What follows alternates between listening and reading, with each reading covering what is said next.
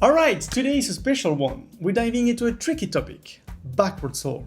I know it might sound intimidating, but don't worry, I've got you covered. I'll walk you through everything you need to know to understand this event and handle it with confidence. Let's go. So first, what exactly is backward solve? It's actually pretty simple. The backward solve event is essentially the inverse of the forward solve event. Its purpose is to invert the logic you set up in the forward solve.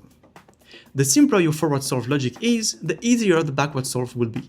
The more complex it is, well, you can imagine. But why bother with the backward solve? That's the key point here. Backward solve is mainly used to adjust existing animation, like animation sequences or motion capture data. You already have your animation and need to tweak it? That's when backward solve shines. It's not mandatory for every setup, but it can save a lot of time depending on your workflow. Keep in mind, backward solve often involves baking or using layered control rig. And layered control rig isn't the same as regular animation layers. If you're animating directly in sequencer, like you would in other DCC tools, most of the time forward solve alone is enough. Now that you have the context, let's jump into control rig and see the setup I built here. Here I created FK controls for the arms and IK controls for the legs, so we can see both systems in action. I also made a quick function for the FK solves using set and get array transform. This makes the process faster and cleaner. For the IK setup, I'm using IK2 nodes with the construction event setup and the compute ball vector node. This allows the ball vector to move along with the arm, a perfect example to demonstrate how backward solve handles it. I have a video for that, link in the description, guys. Additionally, I created a few blend shapes, or morph targets, directly in engine using the morph target plugin, mapping them in the forward solve via a float animation channel. Now let's dive into backward solve.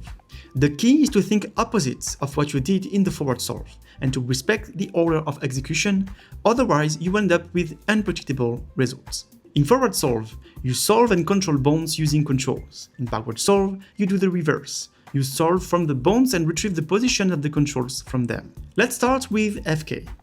I separated the main body, left and right arms, and fingers for better visibility, but you could pack everything together if you prefer. We use the same function and item arrays from the forward solve. The math here is simple. Just invert the inputs. Instead of setting the bound from the control, we set the control transform from the bound. That's all you need to backward solve an FK system. Now for IK and the ball vector. It gets a little more math heavy, but it's not too bad. First, gather your IK controls items and corresponding bones, like the foot and calf. Using a for each node, we loop through the IK controls and project them to a new parent via the project to new parent node. For the old and new parents, we use the bones array with an at node to match the original IK control array indexes. Then we set the transform of the controls from the results of the projections. Handling the ball vector is actually simpler than you think. You can reuse the position constraint from the forward solve. Here, we want to keep the constraint as is, so no inversion is necessary. And that's one way to handle IK backward solve in control rig. Before moving to morph targets, let's test everything in sequencer. To test your backward solve, add an existing animation to the character track in the sequencer. You have two options. First, you can bake the control, but this is a bit destructive since the main animation becomes locked. You'll then need an additive layer to adjust it.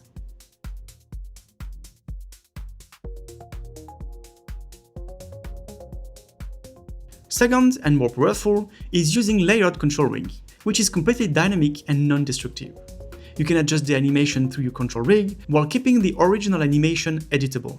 You can even have multiple sequences, blend them, and tweak on the fly. This is super flexible. You can also add extra keys to fine-tune positions for any control. This is great for building an animation library where you can reuse and adjust sequences without copy-pasting keyframes. I made a full video on animation libraries. Check the link in the description, guys. Alright, let's wrap things up with the morph target setup. In the forward solve, it's straightforward. The float control sets the curve value, which drives the morph target we created. For the backward solve, we just invert that logic. First, we get the curve value from the morph target, and then we set the float control value. And that's all you need for morph targets here.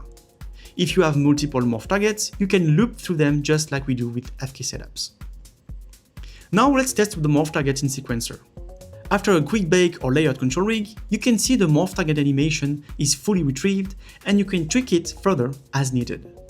To recap, In backward solve, we simply invert the logic of the forward solve, while respecting the execution order. For fk, just invert the bounds and controls arrays. For ik, the project to new parent node is key. Looping through the ik controls and bounds ensures the correct projection. For morph targets, it's the same idea as fk. Invert the set curve, get float logic to get curve, set float. And that's it for today, guys. I hope that backward solve doesn't have any more secret for you now. Don't forget to subscribe, leave a like, as always, really important. See you next week for a new one.